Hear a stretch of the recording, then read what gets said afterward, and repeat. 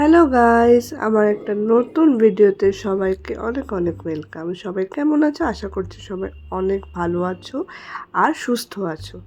তো যাই হোক, দিনটা ছিল হচ্ছে 2 মার্চ। তো আমার ছিল একটা বুকিং, আমার একটা মেকআপের বুকিং ছিল, পার্টি মেকআপের। তো তার জন্য আমি আমার বাড়ির কাছাকাছি মেট্রো স্টেশনে চলে যাই, আর কিছুক্ষণ বসার পরে আমি মেট্রো পেয়ে যাই। তো মেট্রোতে উঠে পড়ি। আর তোমাদেরকে বলি একটা কথা, সেটা হচ্ছে যে সবে তো মার্চ মাসের 2 তারিখ, ঠিক আছে?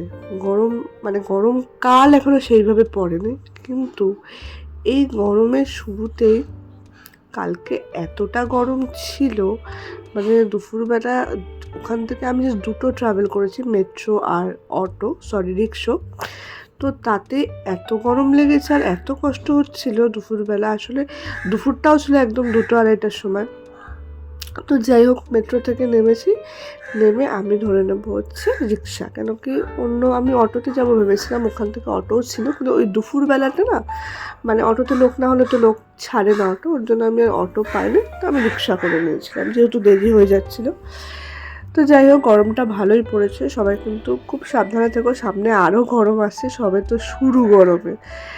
তো যাই হোক, অটোতে উঠে আবার রিক্সাতে উঠে আমি যাচ্ছি কাজে।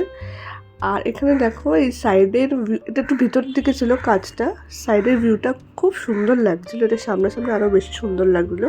কিন্তু এখানে রাস্তাটা খুব খারাপ ছিল, খুবই খারাপ, মানে প্রত্যেকটা জায়গায় কাটা ছিল, রাস্তা কাটা কাটা ছিল, আর প্রচণ্ড প্রবলেম হচ্ছিলো, খুব ঝাঁকানি হচ্ছিলো রিক্সাতে।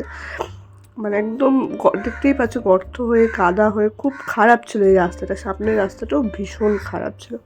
তো যাই হোক, আমি লোকেশনে পৌঁছে যাই, আর আমার ক্লায়েন্ট আমাকে 1 গ্লাস এটা হচ্ছে দইয়ের শরবত বা ঘোল, এটা দেয়। আমি একটুখানি খাই, একটুখানি বসি। আর আমার ক্লায়েন্টের নিজেদের বারান্দায়, মানে উনি প্ল্যান্টিং করে, ওনার শখ, ওরা আরও অনেক গাছ আছে ছাদে আমাকে বলছিল। তো সেখান থেকে আমি আর কি বারান্দা থেকে কিছু ক্লিপ নিয়েছি। খুব সুন্দর সুন্দর গাছ ছিল এবং ঘরটাও খুব সুন্দর করে সাজানো ছিল, সেটা আমার আর ভালো করে তোলা হয়নি। কিন্তু যেটা আমি তুলেছি সেটা হচ্ছে ঠাকুর ঘরটা। এত সুন্দর লাগছিল, ক্যামেরায় জানি না কতটা ভালো লাগছে, তবে সামনাসামনি কিন্তু ভীষণ সুন্দর লাগছিল। এত সুন্দর করে লাইটনিং করা, এত সুন্দর করে সাজানো ঠাকুর ঘরটা। আর ঠিক ঠাকুর ঘরের বাইরে থেকেই ঠাকুর ঘরটা আরও বেশি অ্যাট্রাকটিভ লাগছিলো, তাই আমি এটা ক্লিপ না নিয়ে আর থাকতে পারলাম না। তো যাই হোক, চলো আমার কাজ তোমাদের সঙ্গে শেয়ার করি।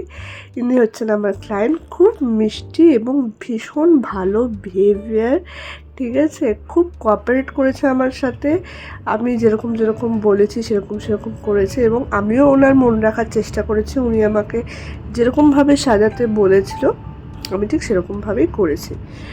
তো দেখে নাও আমার কাজটা, তোমাদের যদি ভালো লাগে তোমরা কমেন্ট করে জানিও কেমন লেগেছে।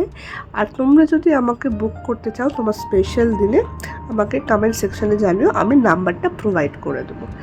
তো কাজ শেষ করতে করতে মোটামুটি সন্ধ্যা হয়ে গেছিলো, তারপরেও আমার কিছু কাজ ছিল।